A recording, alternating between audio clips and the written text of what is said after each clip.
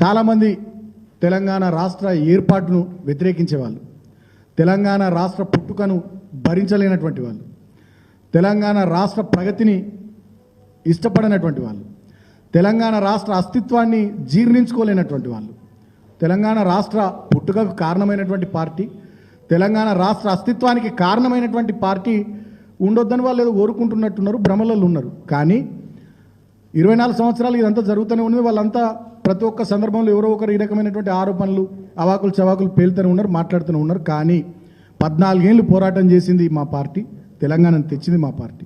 10 సంవత్సరాలు బ్రహ్మాండంగా దేశానికే ఆదర్శంగా కేసీఆర్ గారి నాయకత్వంలో తెలంగాణను సమున్నతంగా నిలిపిన పార్టీ మా పార్టీ.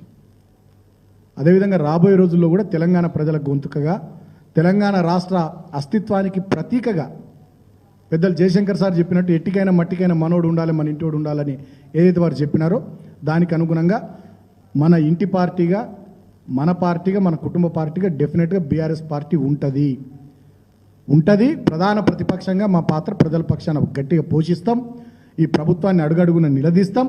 ప్రజలకు ఇచ్చిన మాటలు నెరవేర్చేటట్టుగా డెఫినెట్గా పెద్ద ప్రజా ఉద్యమాన్ని నిర్మిస్తాం. ఈ ప్రభుత్వం పని పడతాం, భరతం పడతాం. ప్రజలకు ఇచ్చినటువంటి 6 గ్యారంటీలు కానీ 420 హామీలు కానీ నెరవేర్చేదాకా ఈ ప్రభుత్వం వెంటబడతాం. ఇటువంటి ఇక చిల్లర మల్లర మాటలు వాళ్ళు వీళ్ళు మాట్లాడిన పెద్దగా మేమైతే పట్టించుకోం. 24 సంవత్సరాలుగా మాకు కూడా అలవాటు అయిపోయింది. ప్రతి ఒక్క సందర్భంలో ఎవరో ఒకరు ఇట్లా బట్టగలిసి మీద వారిస్తూనే ఉంటారు. అయినప్పటికీ కూడా మా పార్టీ బ్రహ్మాండంగా 24 ఏళ్ళు ప్రస్థానం పూర్తి చేసుకొని 25 సంవత్సరం ప్రస్థానం నడుస్తుంది.